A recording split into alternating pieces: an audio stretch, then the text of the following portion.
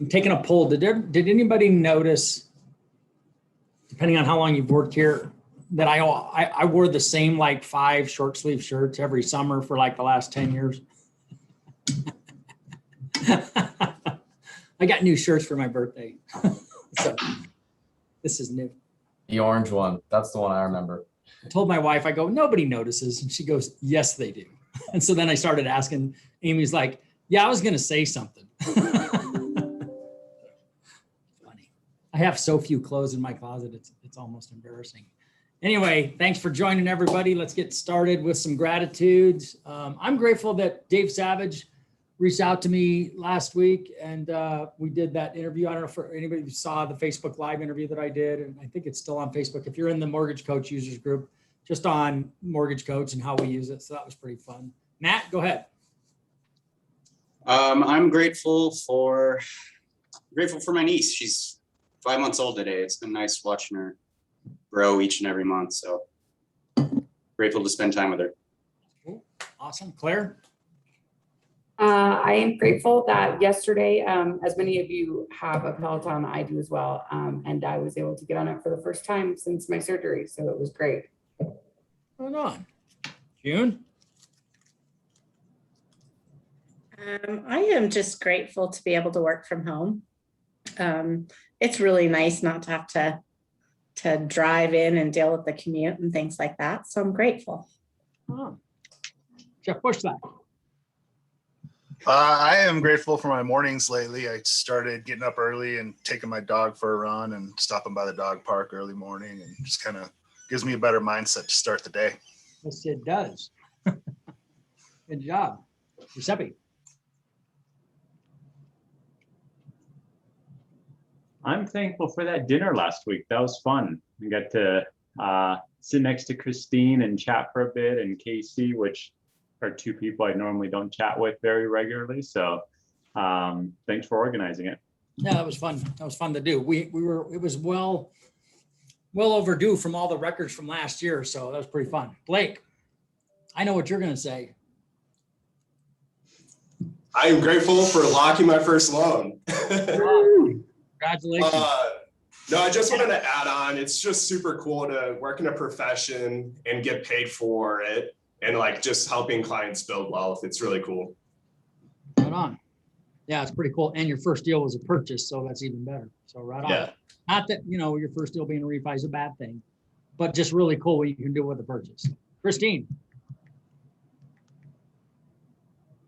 Am I unmuted? Yeah, I didn't touch anything today, so Awesome. This is all you. Well, I'm actually going to hop on what Giuseppe said. I'm really thankful for the dinner we had last week. It was really good to see everybody in person. I don't get to see anybody from the office that often, so it was really cool to talk with everybody and have dinner. And, it's kind of really motivating for me to see you guys get your awards and, hear a little bit more about your stories and production. So I thought that was really cool. Oh, thanks. Ryan. Let's see. I'm grateful. We had a nice family dinner last night. It was good to see Allie's cousin and get to enjoy a little family time before he headed out to California today. Oh, Mr. Arsenault. 4 years ago this week, we rented a cabin in Grand Lake and kind of started the train of me moving here the next March. So I'm grateful for that. It's the second time I've been to Colorado in my life. Now I get to live here. You picked a good place to hang out for a week, right? It's pretty amazing, yeah. That's beautiful. Right on. Jalen. Thankful for me and the fam drove over to Grand Junction, where other family is, my hometown. So got to see, some family there. So thankful, able to do that. Right on. Courtney. I'm grateful that my dad could take a little time off of work and make a trip out here to help me move out of my current place and into a new one. What a nice dad. Good job. Jan. I am grateful for just zenith. I was thinking about it and how much my life has changed in the last 14 months that I've been here, and how cool it is to talk to you know, the new guys, which I am still a new guy, but the new guys, and kind of, you know, share ideas and just, you know, even like doing this coffee for closers, we have so much experience on a call. And I think that's so valuable. Hold on. Thanks, man. That's a nice thing to say. Emily? I am grateful. One of my best friends got married last week and I was able to be a part of it. And I'm grateful that she was finally able to have her wedding after four COVID delays. Wow. Yeah, that's what a pain. Anyway, all right. Well, thanks everybody. Those were really good. I appreciate it. Thanks for all the nice things everybody says about our company. That means a lot, especially last week, some of the stuff that was said. That's pretty cool. So I really appreciate it. So thank you. I'm going to just talk really quick about a subject that is really important. And I don't know that we focus on it enough in our business, and it's easy to get this overlooked and it's a mistake. So the thing that I want to talk about is the importance of knowing your numbers. And it almost doesn't matter what numbers I'm talking about. It's just critical that for your business to run it like a real business. And that's what most people in our industry don't do. Also, most people in real estate don't do. And so you meet with a lot of realtors that, you know, they don't have a CRM. They don't, you know, they're just hoping that they can get a deal closed in a month, and they don't run it like a real business. And that's where the opportunity lies, I think, to have an extraordinary business and build an extraordinary business for yourself, is to treat it like the opportunity that it really is. You can make $1 million a year doing this. I mean, that's a fact. And if that's true, then the question is, well, so how good do you want to be at it? And the answer I say all the time is you want to be pretty damn good. And the only way that you're going to do that is to really understand and know what your numbers are on a monthly basis. So I'm talking about lead counts. I'm talking about, you know, the number of leads that you convert to credit pulls, the number of credit pulls that convert to pre-approvals or to refinance locks, the number of how many clients are in your database this month, how many clients on a month-to-month basis, how many real estate agent partners can you say that you're really doing business with and you're in relationship with? How many times a week do you touch those realtors, or how many times a month? How many realtors are you currently targeting? How many past clients are in your database? How many total cost analyses have you done this month? I mean, it's just, they're all metrics that matter. And it goes back to when I was so happy to hear this, because when I worked in the grocery industry for, you know, my first job in grocery, and then later the second time I was in the grocery business, and I was an assistant store manager before I quit. You ran the business on the numbers. It was second nature to think about it like that. So we always knew what our customer counts were every day. How many customers did we have? We knew what our average sale was every single day. We knew what the short and long for the day was. We knew what the business was. How much volume did we do every single day? Because that was the stuff that you ran the business by. And I would challenge you all to have that mindset, because if you want to build an extraordinary business, you've got to treat it like a real business. And so that's what most people don't do. So I'm going to show you something that some of you have seen, not all of you. And this is something that I'm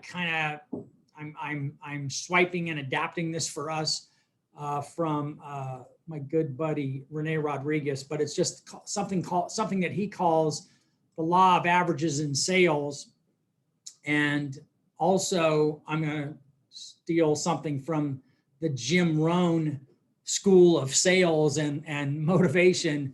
And because this may be geared for newer people, but it doesn't matter how long you've been in the business. This is a really important mindset to adopt if you want to achieve a high level of success. And the first thing that Jim Rohn talks about is that when you first start in a sales job, when you are first starting, you have to make up for in numbers what you lack in skill. What does that mean? That means I'm going to show you some averages, and then I'm talk about what our current averages are and what they historically have been. And then I'm going to talk about what you have to do when you first get going, because you don't have the skill of somebody that's been doing this for 15 years when you first start, right? So in order to get that skill, you have to make up for it in numbers by having more conversations, by dialing the phone more often.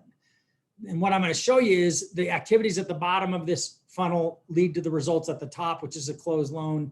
You can't skip any of the steps because it's like the law of gravity. There just isn't any way around it. And so the numbers that I'm going to show are just really simple. Since our average loan, I haven't updated this. Our average loan is around 380,000. It's a little more than that, but it's just simpler math to do it like this. So if we pay you 1% of a $380,000 loan to get a deal, that's $3,800. Historically, we close 86% of the locks that we take, which is a phenomenally high pull-through rate compared to most mortgage companies.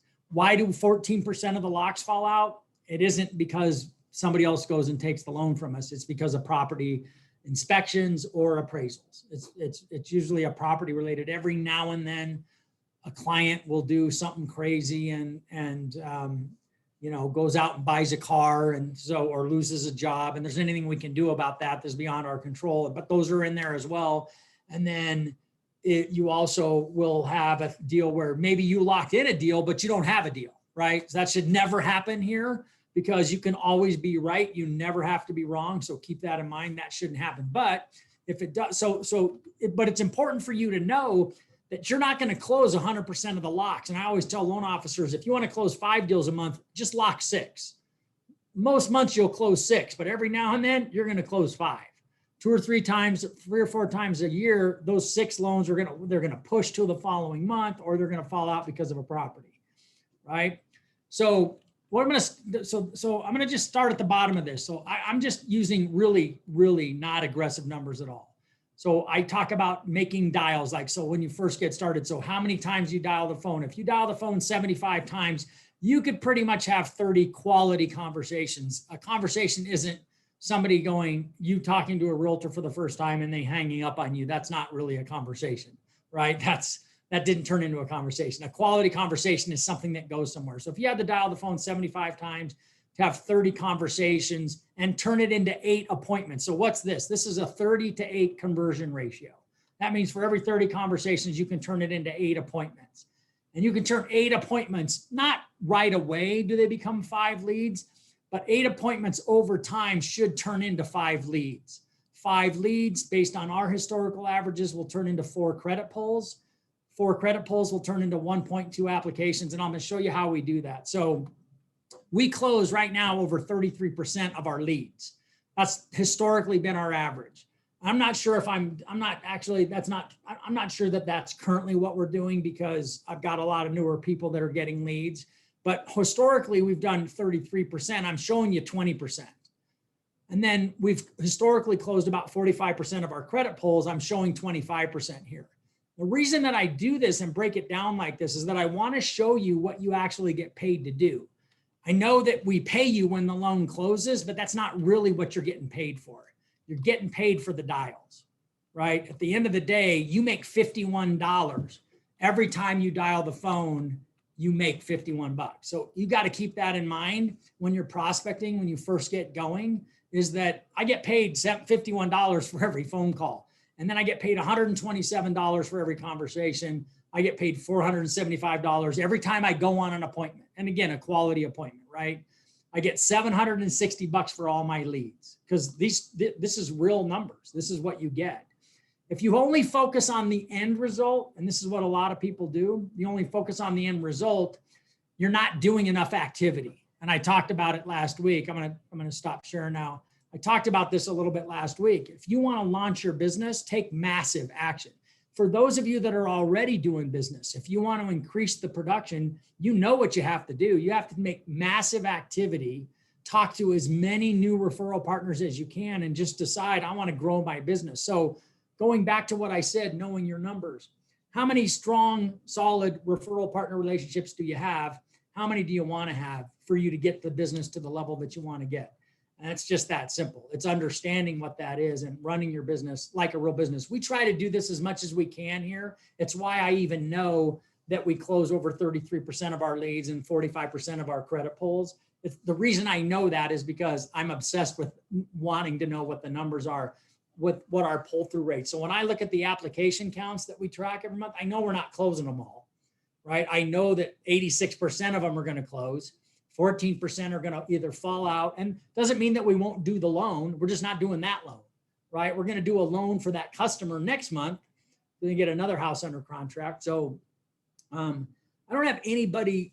What I want to do is maybe quickly, Jacqueline's not on here, and John, Giuseppe and Casey have both been doing loans here the longest. John, you as well. Do you have any other feedback or any other thing that you want to add when it comes to, because I know, Giuseppe, I know that you track a lot of stuff on your, I'm curious as to know, are you still using the Building Champions monthly tracker? I can't remember what it's called. You still use it? Yeah, so they called it the Navigator. It was one sheet of paper, but it didn't really have enough room on it. So I just built one in Google Sheets. So I can share it if you want. Yeah, go ahead, take a look. But and just to be clear, this is a guy who's been on his own selling since 2008, but this attention to detail is what makes all the difference. So this isn't, you don't have to start where he's starting. Start with the basics, right? He didn't launch this in 2008. Go ahead. yeah, so in 2017, it looks like is when I built this, just because I was working with more realtors than there were spots in that sheet. So if I go, 2020 was a mess. I didn't track anything. I guess I tracked how many closed loans I had, but I didn't track, and I can show anyone, all this data pulls out of Salesforce. They built a report for me and they can build it for you. So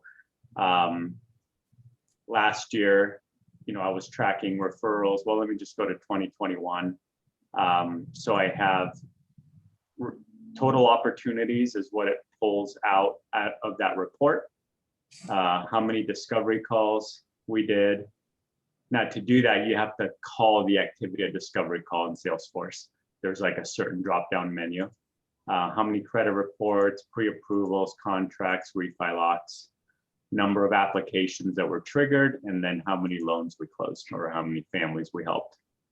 And then, so that's kind of the big picture stuff that pulls out of a report. And then also I'd like to know where the referrals are coming from and where the closed loans are coming from. So I have, all the realtors, the ones that work with the most, kind of at the top here.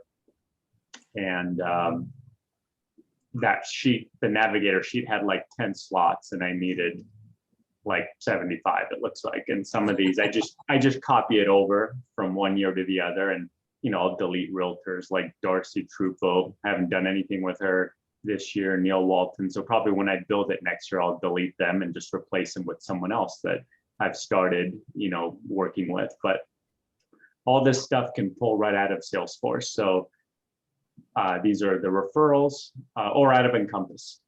And then these are the closed loans. So how much time do you think you spend on this on a monthly basis? 10 or 15 minutes. It's just pulling the spreadsheet out and then sorting it. So these are realtors, and then down here there's like financial planners or insurance agent. This guy's an insurance agent. And then past client, repeat clients. So when we start a new file on our team, at the bottom in the referral source field in Encompass, we put repeat if it's a repeat client. And so then it pulls, when you pull that report, they all say repeat. So I just add them all up. Past client referral, so referred by a past client. Branch referral, so this may be, we've had a couple processors that have referred friends to do a loan. Google search, I used to do a lot of doctor loans and advertise them when we had a great program for that. So there was, this used to be a category. Looks like one person found me on Zillow this year that we closed the loan for. Personal sphere, and then other branches, 0 this year. But then it just adds them all up and just gives you an idea, Look at that lead to close ratio. So that's what happens when you've got a really mature business. And so, these are people, he's so pre-sold. Your do you track like the conversion ratios in each one of those categories? Like past client referrals have to be like in the 90%. Yeah, those are really high. And obviously they were really high last year because of just the volume of refinances. Let me see, let me go back. When was like, I guess 2018 was a purchase year, mainly purchases. So let me make sure I'm not embarrassed by these numbers. 2019 was 66% purchase. Purchases? Yeah.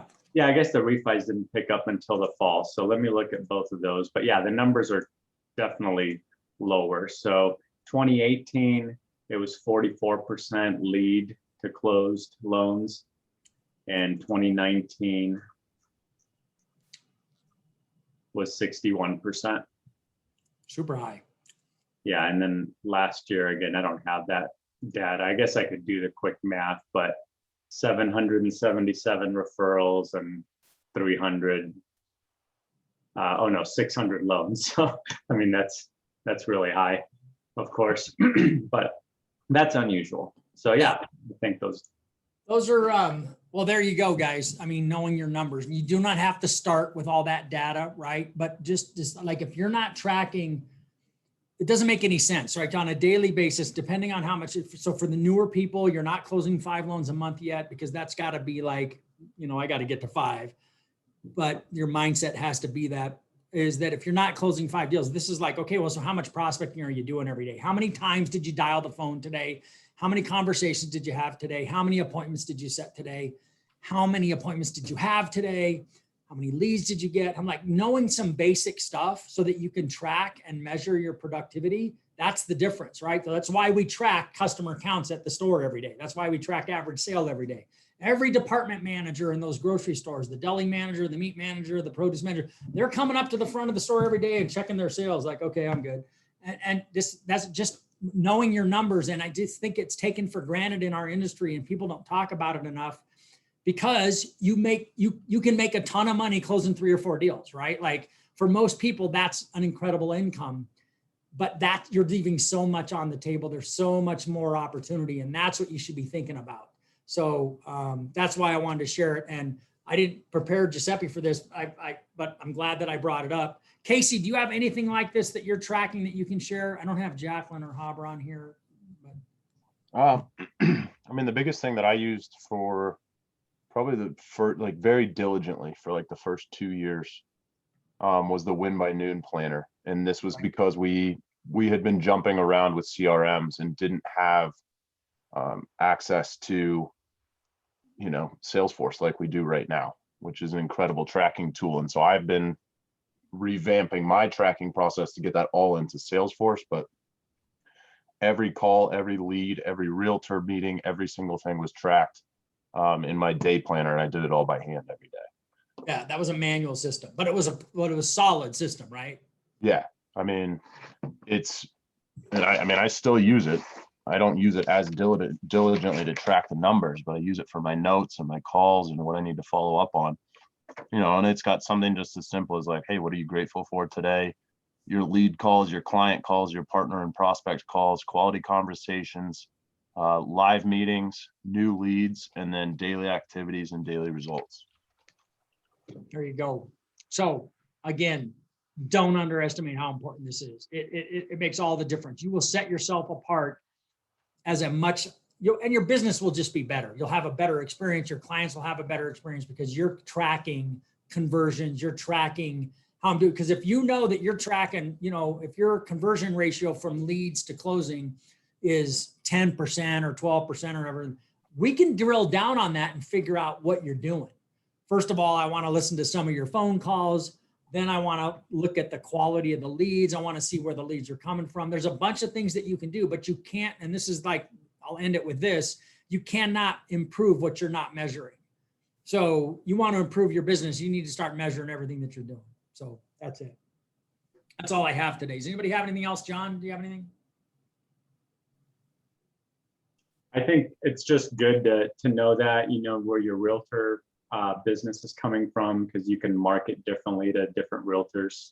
If you look back, you'll find at the end of the year, you'll have some really high stress realtors that like, you're like, oh shit, we only closed one deal together. I feel like I'm always talking to them and they're always bugging me on a Friday night, or Saturday for something. And like, obviously, if you don't pay attention to those numbers, like you could get suckered up into like doing some Zillow co-marketing, right? Things like that. And you're like, wait, we just closed one deal. Like, how much money do you want? Like, that's crazy. I know we talk all the time, but if you're not getting, for a more mature database, if you're not getting past client referrals, then you need to come up with some ideas, right, on marketing to them, bomb video, something out of top of mind, whatever. It just needs to be consistent so that you can continue to buy those brain cells from them every month, so that when they think of a mortgage, when some of their friends say, hey, I'm thinking about buying a house or whatever, they automatically think of you, and then you get that referral. The other thing, two things. So now, in order to track everything and measure everything and do it in an automated fashion, you got to have super tight data integrity. What does that mean? That means you're telling Salesforce who the lead source is. You're telling Salesforce the type of lead.